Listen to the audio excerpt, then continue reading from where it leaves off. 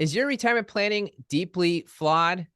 Welcome to Retirement Revealed. I'm your host, Jeremy Keil, and we're here to turn your retirement savings into retirement income. Today, we're talking with David Blanchett about the 7 flaws of modern financial planning. David, welcome to the show. Thanks for having me. Yeah, absolutely. And I've just got to start out asking, you say modern financial planning, there's some flaws there, but a lot of it's based on modern portfolio theory, which won a Nobel Prize. How can you say these Nobel Prize winners are flawed?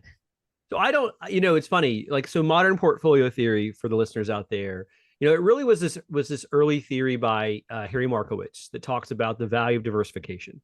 There is there is solid truth to that. Diversification wins, right? But I think some of the problems aren't with modern portfolio theory; it's how people apply it. One of the biggest things that I think people get wrong is the fact that we can't predict the future, right? There's this thing called estimation error in all of our forecasts, and I think that too often the inputs advisors use in tools like mean variance optimization, modern portfolio theory, don't end up reflecting reality, and that can lead to kind of poor choices around portfolio management. So I think that the actual core theory is really good. It's more of the application that a lot of folks get wrong. Yeah, definitely. I'd agree with you. I've heard someone speak before, read his book, a few of his books, Moshe Milevsky, Mm-hmm. and he says the math is literally different. So how are you applying if you want to plan out your retirement and start taking money out? The math is different. Of course, he's a math genius, so he knows that. But I think that's what you're saying is that the math is great for certain things, but you're doing something else. Modern financial planning perhaps needs to apply a different math or just approach things differently. Well, but even things like some mean variance optimization, modern portfolio theory, just as an example. So it treats a portfolio in a vacuum. It totally ignores like what the goal is of the portfolios. There's actually kind of other extensions of mean variance optimization called things like surplus optimization. I'm not going to get too far into it. That I think are more applicable for retirees. And so one thing I always say is I do think it takes a different set of portfolios for retirement than it does for accumulation. So you could literally have like the exact same risk target, like half stocks and half bonds, but what's in those portfolios, I think should look different for someone who is in and around retirement versus someone who is, say, 25 or 30 years old. Yeah, we can already tell your passion around this and your knowledge around it, and also your wisdom to not dive so much into mean variance optimization, but knowing that you know all about that. Just tell me more about yourself, what you do, where you work. Sure. So, it's funny. I've been interested in like financial advising since I was actually in high school, like financial planning. I had a bunch of internships in college. I was an advisor like way back in the day. So life insurance, all these things. But I don't know why, but like the concept of financial planning has always fascinated me. And I would say over time, I've kind of pivoted more into like a research and solutions type role where I'm kind of writing research, doing thought leadership. But I think that for me, it's always been like, how do we, whomever help people make better financial choices.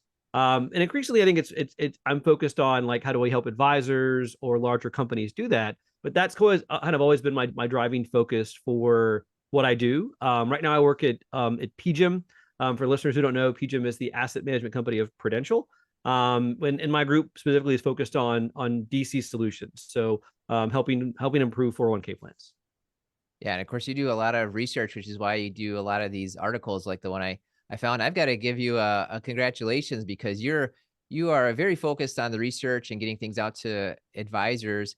And yet I just talked to just 2 days ago, I had a listener to the podcast. So hello to you, listener. I think you'll figure out who I'm talking about. The one listener will. But I said he called me up. He was interested in buying a lifetime income annuity. And I said, well, what got you interested? He said, because people like David Blanchett said I should. So your research and articles, they're having a positive effect. You're now in the zeitgeist amongst the retirees. Well, he's your one or two listeners. He's my one or two retail fans. So I guess we found that one perfect overlap, right? Yep. And of course, you shouldn't buy an annuity just because anybody says it, whether someone says you should Right. or shouldn't. So I was asking him all kinds of questions about, what are you supposed to get out of this, or what do you want to get out of this? And he was telling me that he just wants all of his monthly baseline expenses guaranteed. And he Yep. figured out between he and his wife, maxing out Social Security would get them mostly there, but there is basically a $20,000 a year difference. So he just wanted to make sure that he would feel a lot more confident retiring if he had that 20,000 a year difference guaranteed coming in from a lifetime income annuity. Yeah, so I mean, I've done a lot of work on annuities, and when you say the A word, people kind of like recoil and they get their antennas up, and I view them mostly from like the strategy perspective. I fully acknowledge there's lots of really bad annuities out there, but there's also lots of bad mutual funds out there, right? So I think that in every product category, there's kind of winners and losers, and when I think about annuities, it is that kind of focus on where and how they can provide lifetime income, and I think that your client or this random person has it kind of exactly right. Where when I think about where they fit the most, it's just making sure that every American or most Americans have their essential expenditures covered in retirement. I think that when you know that no matter how long you're going to live, you have what you need covered. I think it changes your relationship with with how you're going to spend in retirement. So even if you're like radically overfunded, you've got more money than you could ever spend. I would contend that behaviorally, it could still make a lot of sense to kind of transform some of that money into an annuity. Now, which annuity, how you do it, like that's some complicated stuff. There's no easy answer there, but I do kind of see the value for them, especially in those situations. Yeah, of course, you're talking through the gamut of the things you should consider. A lot of people here. Ken Fisher says, "I hate annuities." I need to hear from you in one sentence. How do you feel about annuities? So I like them. So others will say that they love them, but I like it. I'm such a research guy. So the answer is always it depends. I like mutual funds. I like ETFs. I like annuities. Right? Are annuities oversold?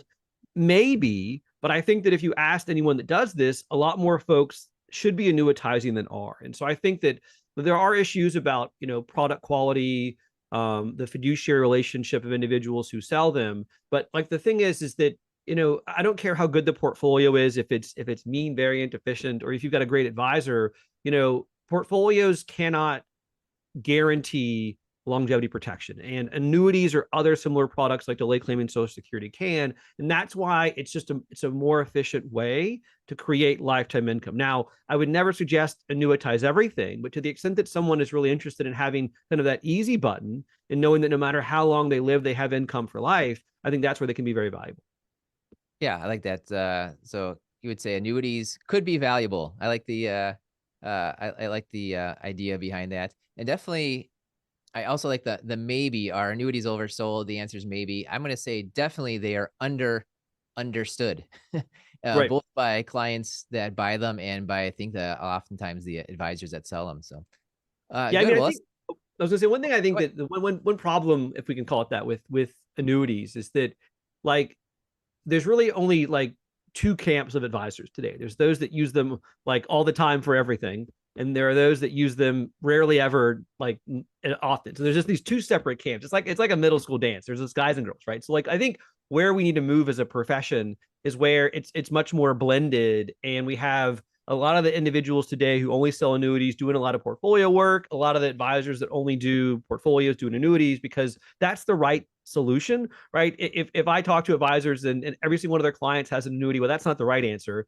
But another advisor and none of their clients have an annuity, that's also not the right answer. So like to me, there's this middle ground we haven't met at yet that I think we're moving towards as an industry. Yeah, I like the idea of the middle ground. And speaking of these binaries, opposite sides of the camp, that's your first flaw in financial planning, is that you say it focuses too narrowly on binary probabilities of success. Tell me what you mean by that. Yeah, so let's not get too nerdy here. I mean, I want to, but I don't think your audience would appreciate it. But I think when we do a financial plan, right, we have to relay how you're doing as some kind of metric, right? And we usually pick numbers because individuals, they can relate to numbers. And today, one of the most popular ways of doing financial plans is what's called a Monte Carlo simulation. Okay. And it sounds sophisticated. They can be crazy complicated for like nuclear modeling, whatever. The key is that in these plans, what we often do is we just say, hey, we don't know what returns are going to be in the future. So we're going to kind of like randomly draw them. So like the markets go up 10%, they go down 20%, they go up 30%. And there's all this randomness. And we do like 1,000 different runs or trials. So, like a 1,000 fake retirements. Okay. And then what happens is in most of these models is it looks at, in each of those runs or trials, so a 1,000 fake retirements, it asks the question, did I accomplish my goal in its entirety? And if I do, it gives you a one. It says you did it, congratulations. But if you don't accomplish your goal, it gives you a zero. And what happens is it takes the average of all those runs, and that's your success rate. My concern with that is that you could literally fall $1 short in the 35th year of retirement, and it would tell you that you failed to accomplish your goal because there's no middle ground. There's no concept of, if you don't accomplish your goal, what does it mean for your lifestyle? And that's my concern, is that this reliance on numbers, on quantifying outcomes isn't a bad thing. But what's really important, though, is that the way we quantify things reflect how individuals feel about things. And I worry that success rates just don't do a very good job, especially for folks who have a lot of guaranteed income or are actually pretty flexible around spending. So it can work. The problem is that even when it's like a reasonable number because of a host of things, it isn't the way that individuals think of outcomes. Life is not ones and zeros. It's like 0.95s and 0.7s and 1.2s. And I think we need to move to tools that better capture that versus just a bunch of zeros and ones. Yeah, I like that idea. And I think that's where you got the second flaw, which is failing to communicate the continuum of outcomes, because truly, if you miss it by $1, is that a failure? So tell me more about that. Well, I mean, so like my one example here, let's say you have a client that walks in the door and their goal is, I want to have $100,000 a year of income. Okay. But then, in retirement, and they have $95,000 of income from Social Security, from an annuity, from whatever else. So they're in really good shape. Well, like they could literally have a 0% chance of accomplishing that goal. But even if they don't accomplish the goal, they're getting 95% of their target from guaranteed income. And so, like, if you're not thinking about like, oh, well, if you don't accomplish your goal, this is what it means for your lifestyle, you're not capturing that kind of continuum of outcomes. So, to me, you need to like show clients, hey, like if things are bad, if you quote unquote fail, what does that look like? And then maybe, evolve things further, and just don't assume that someone does the same thing every year in retirement for 30 years and not make a change. So I think that for better or for worse, a lot of the financial planning tools that advisors use today haven't really changed much in 20 years. A lot of the core assumptions are the same. But think about how our technology tools have radically changed over the last few decades. A lot of things that you couldn't do in tools 20 years ago, we can do today. We're not trying to do. And so kind of my goal with this research is just to kind of say, hey, companies that have these tools, can we not evolve how we think about retirement to help advisors and retirees get better advice? Yeah, I had the head of Income Lab on. I assume you're familiar with Income Lab. Tell me I'm indeed. how you feel about them and their, I guess, ability to get closer to what you're hoping retirement planning tools will do. Sure. Yeah. So I know the individuals at Income Lab pretty well. Income Lab is different in that, they're one of the few tools, and I am just, I throw it out there, like, I'm not, tools are always changing. I'm not necessarily, totally abreast of the marketplace. But one thing that they do that others don't do, that most tools don't do, is they incorporate what are called dynamic adjustments. Right. If you think about it, like, if you're moving through retirement and the markets don't do well, you might cut back a little bit, right? Like that's kind of intuitive. And if it keeps doing poorly, you might cut back more because you have to, things like that's what you as an advisor would tell a client to do, right? And that's what dynamic modeling is. And the problem is that most tools don't do that. They just assume that someone kind of is headed towards a cliff, like failure, and they don't make a change at all. And then they just go over the cliff and they go broke. And that's just not realistic. And so I think one thing is that Income Lab does that I think is really good is it provides better perspective on, if you have to make an adjustment in the future, what is the range of possible outcomes that you might have to experience as a retiree. That's much more useful than saying, hey, you have an 80% success rate with no context on, if you have to make a change, what that change might be. Yeah, appreciate you shared that. I had the the head of Income Lab on, and it was one of my highest listens to episodes. So clearly, not only do you want to have tools that talk about probability of success, as in, what changes might you make, or what really failures, and you're going to be fine in your example, like you said, on there. So I'm going to link to that in the show notes, that Sure. prior podcast in the show notes too. But I've got to ask you a question, because we're talking about probabilities of success, Monte Carlo plannings on this. And I'll tell you, I asked Wade Fowl, who if not a friend, he's a colleague, associate of yours. I'm going to ask you the same question I asked him, which is, what is wrong with Monte Carlo planning? So to be clear, nothing is wrong with Monte Carlo. Okay, Monte Carlo is a mathematical way to think about randomness. What is wrong with Monte Carlo is the way that we humans implement it in our tools. So I'll often hear people say that advisors will say, I don't like Monte Carlo because it assumes returns or follow a normal distribution.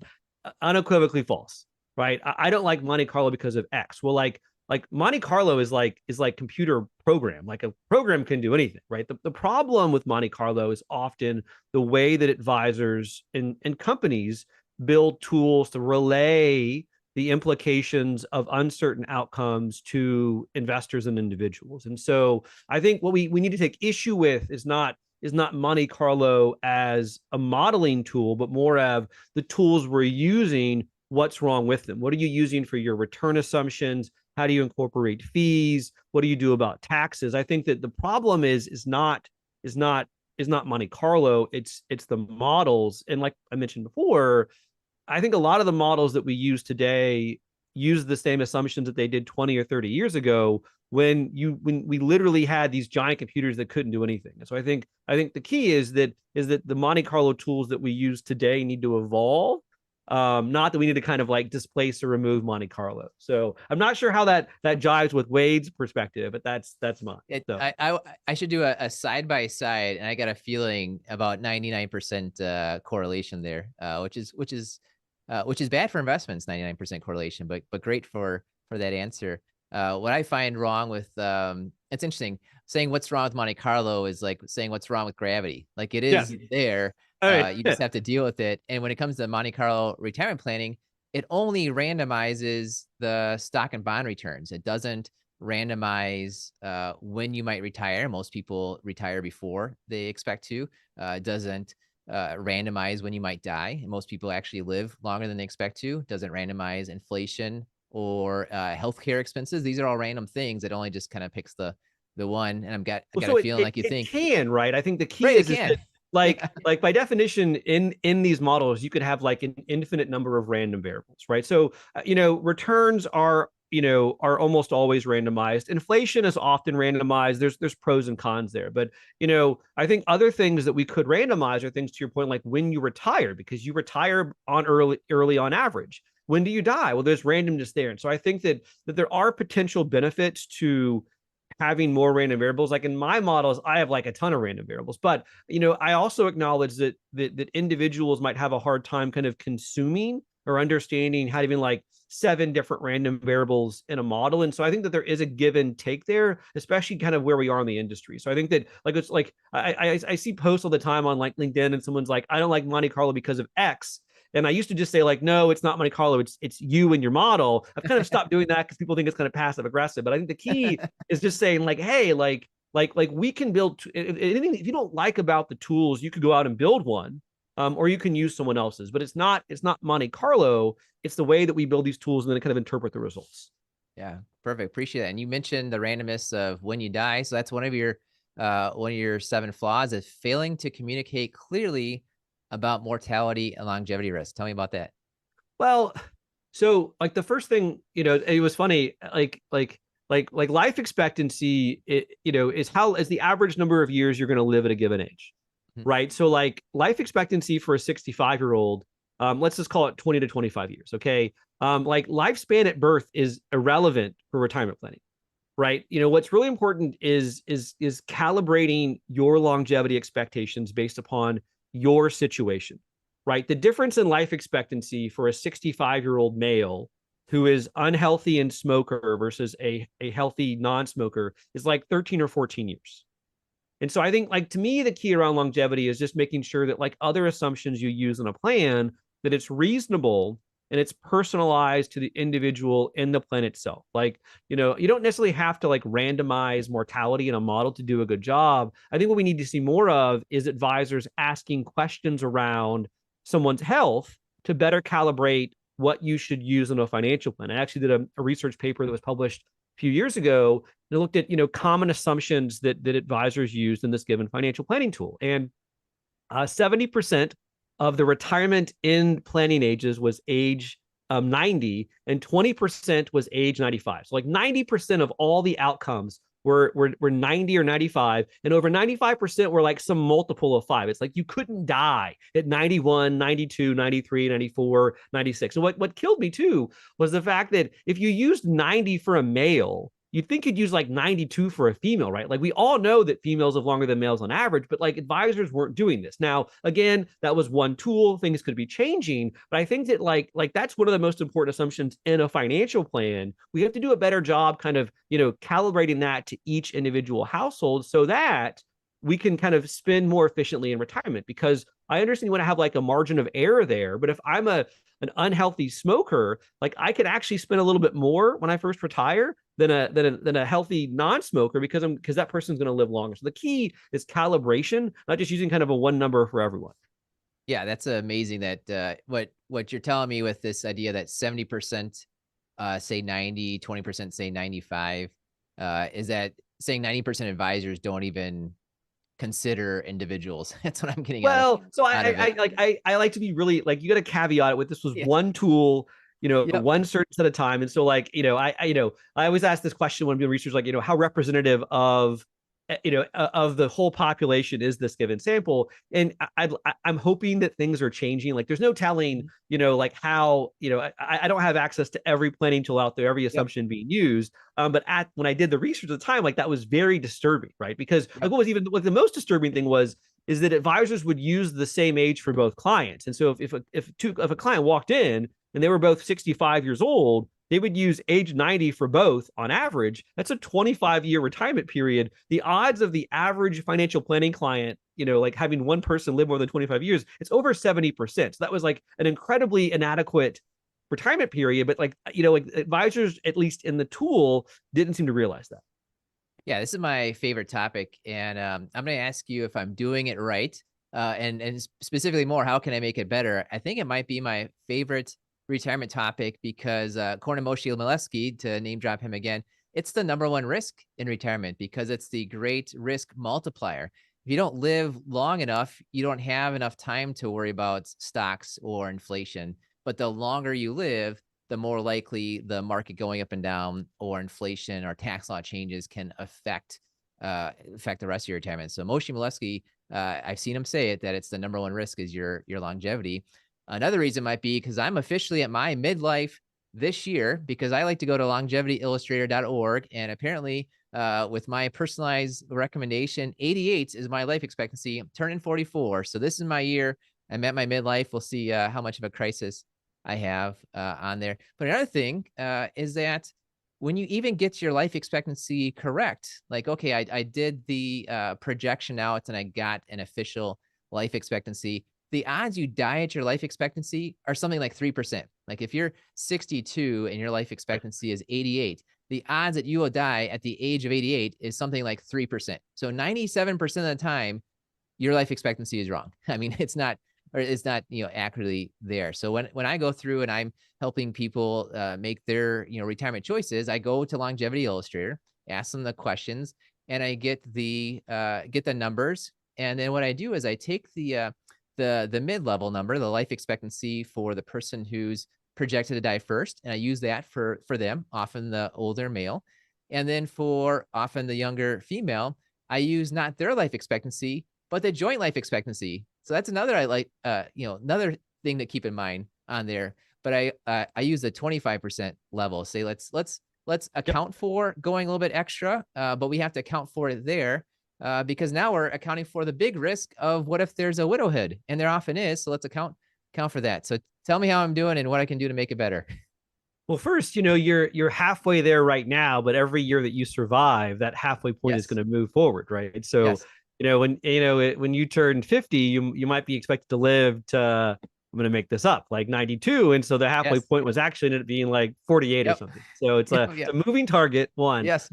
Actually, the tool you mentioned is actually it's probably my favorite online tool because I like the simplicity.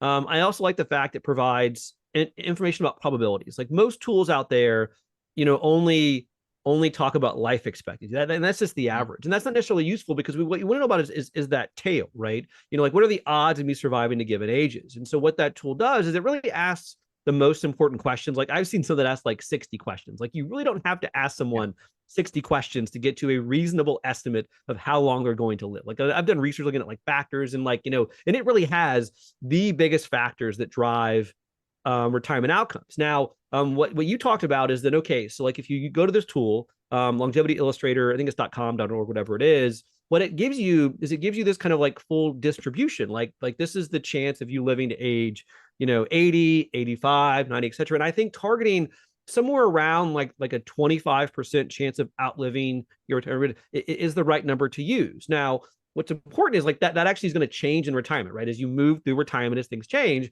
it'll actually get pushed out further. But that's a better way to think about it than kind of just like, oh, I'm going to live, my life expectancy is 25 years. I'm going to use that. So I call it like a longevity planning age versus like life expectancy and tools, Mhm. because you should have this margin of error extra in there, but it shouldn't be too conservative, right? I've seen people that talk about using like age 110 like as the value for all their clients. I'm like that's absurd. Like what you're doing is the odds of them surviving that long is like less than 1%.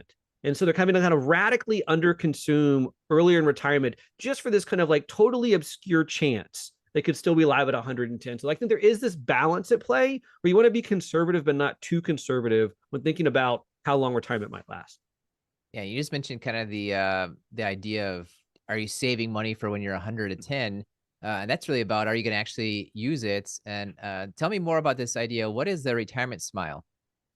Yeah, so I'd heard of this there's this really fun concept, book, Michael Stein, I think it's called The Prosperous Retirement. It talks about the go, the slow go, and the no go years, right? This idea that individuals as they age in retirement, they don't always increase spending by inflation. A very common assumption in financial planning tools is that individuals increase their spending by inflation every year in retirement. So like literally, like if inflation's 4%, it assumes that the client calls the advisor and says, "Hey, inflation was exactly 4% last year. I'm going to spend 4% more this year." And what we do see is people do tend to spend more on average, but it tends to be less than inflation, right? So it tends to be 1 or 2% less than inflation every year as you move through retirement. So think about like the smile is thinking about how your spending in today's dollars changes over time. So the the downward slope of that curve is maybe you spending 1 or 2% less versus inflation a year. So it's actually increasing like in nominal terms. So inflation's like 5%, maybe you spend 4% more, but in today's dollars, you're spending less over time. Now, where things get really tricky is the second half of that smile. It's when things tick up. And what a nuance that people don't often realize with that analysis is the median person, their spending keeps declining over time. The issue, though, is that some people, when they get into older age, have these just significant over the top medical expenses, right? Long term care expenses. And so what happens is the average spending for those who live a long time starts to tick back up. And so we have is this growing dispersion of outcomes when you kind of get to the end of retirement, because the odds of a health event, of going to long term care, et cetera, it just explodes into older age. And so while the average quote unquote person, it keeps going down. If you look at all people together, the average ticks back up because some of them have these kind of significant, overwhelming health expenses. Yeah, it's a couple of things. First one is, if you want to go and see David's retirement smile, go to my YouTube channel, which is Mr. Retirement. You can do that. But I love the idea that you're right on, where you start out, you spend more, you spend less, and then it starts going up later, which is where you get the smile from. But I just love the idea that dispersion of outcomes, because on average it goes up, but really uh, it's either one or the other. Like either you're Yeah. someone that has no and you keep going down and you spend less, or it just goes wildly up. It's like the stock market, where on average, it goes up, let's call it 10% and argue about it later, but let's call the average stock market return is 10%. And virtually none of the time does it ever go up 10%. It goes Right. up 25% or down 15. And it just virtually never actually hits the average. So you got to keep that in mind, which is why the risk part of retirement, what could happen is so important. Speaking of retirement, how do you envision your retirement? So, I have no idea. So I don't, to be honest, I don't love the word retirement. I want to be financially independent. But I don't know that I'll ever technically like truly retire. I just have this like old school vision of retirement is like you stop working and you go golfing and you just like lounge around and don't do anything. So like that is totally not me. But I save a lot for financial independence. Right. So the thing is, one thing that I have come to appreciate is I don't know who I'm going to be 10 years from now. I don't know who I'm going to be 20 years from now. Right. What I want to have, though, is the means to let that future person, that future me, do what he wants. Like I could keep on working forever. Maybe, I'm 42 or 43, I forget. But maybe like when I eventually get to 65, I say I'm done. I want to, but, or I might say, you know what? Maybe by then there's like robots that can carry us around and do awesome things. I work forever, and so it is a balance. I don't want to save way too much today, but I do want to kind of just acknowledge the fact that future David might not want to work and he might want to maybe volunteer do things, and so I save a lot for retirement, but it's not really for retirement. It's optionality on how I spend my time in the future. Yeah, appreciate your idea of your future self. I used to always say, probably for the first 15 years of working, that I will never retire because I just love it so much. And then now I'm saying, well, I don't know. I don't know how I feel. I don't want to presume upon, like you said, 65-year-old Jeremy down the road, or who knows, 55-year-old Jeremy might have a different opinion. Good. Well, I've got one more question for you, David. Before that, tell us, what's the best way to reach out to you? So, I mean, if I'm pretty active on LinkedIn. If you're a normal human, I get a lot of weird requests. Like, I would at least follow me or connect with me. But I would say if you want to see what I'm up to, that is without a doubt the best way to kind of follow me today. Yeah, perfect. Yeah, and we'll have links to your LinkedIn, although it'd be easy to find you anyways. And of course, if you want more ideas on how to avoid making big retirement mistakes, go ahead right now. Just click that subscribe button. And our final question for you, David, is tell us something about yourself that few people know about. And remember, this podcast is ready to clean. So, okay, so this we'll have to check back on this. So I have a twin, and we mentioned this earlier before in my entire life, we have been raised thinking that we are fraternal twins. Okay, I can't roll my tongue, and he can, and so like that's a genetic trait. Trust me, this But as it turns out, there are some twins that can't roll their tongues that are in fact identical. So I've always been raised like he looks just like me, he acts just like me, and so we just did a test for at Christmas time. So by the time this goes live, for anyone that's curious, if you like ping me around, maybe I'll weigh in. I should know definitively via a DNA test if I am in fact a fraternal or identical twin. So my entire life, I could have been lied to thinking that I was in fact fraternal when I've been identical. So fun fact, I can let everyone know if you're curious, here hopefully in a few weeks. But that has been, it's been a really interesting thing that the development of my life will be happening soon. So Oh, that's interesting. I saw on your bio that you are a twin. I looked them up, and you look quite similar. You're both in finance, and so yep. I Oh yeah. think the identical might be winning right now without the DNA test. We'll see how that works out. Although Yeah. I'm curious because you're a retirement researcher.